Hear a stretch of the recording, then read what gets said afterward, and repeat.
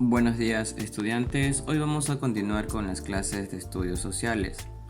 Hablaremos del neoliberalismo, pensamiento predominante e inicios del siglo XXI. A partir de la segunda mitad del siglo XX, Estados Unidos consolidó su papel como primera economía del mundo y ejerció un liderazgo indiscutible sobre el mundo occidental. ¿Qué es el neoliberalismo?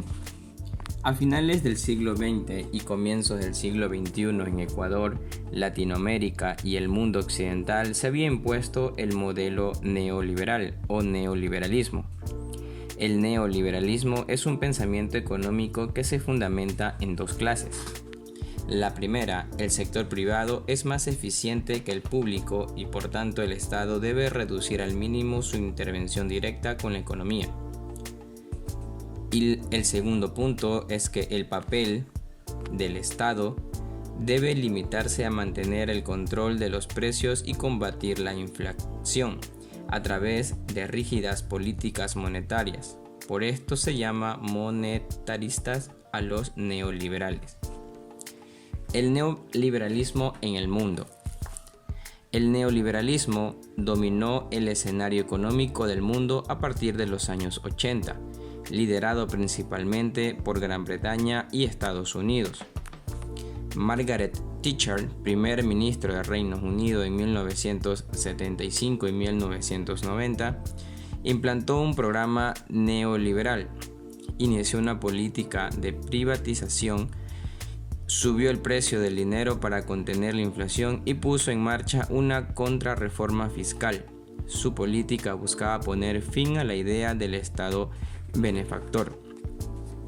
Por su parte, Ronald Reagan, presidente de Estados Unidos de 1981 a 1989, implementó medidas diferentes a los de Thatcher. Aumentó el gasto público y revalorizó el dólar para financiar el déficit creciente, mediante la elevación de las tasas de intereses que cubrían las emisiones de deuda pública. Al inicio de los años 90, Estados Unidos se había convertido en la primera superpotencia del mundo.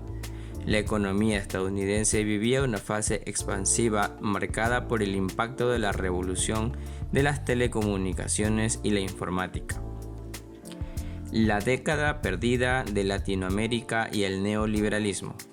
La década perdida, entre comillas, de 1982 a 1990 en Latinoamérica es llamada así por los economistas, porque los países de la región tuvieron que empezar a pagar los préstamos adquiridos en la década anterior, perjudicando la inversión local por la falta de recursos.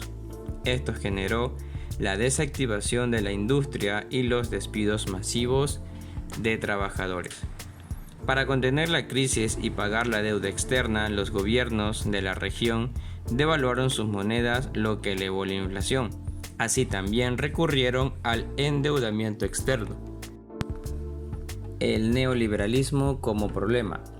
La crisis de la deuda externa dejó a América Latina en una fuerte dependencia económica con Estados Unidos.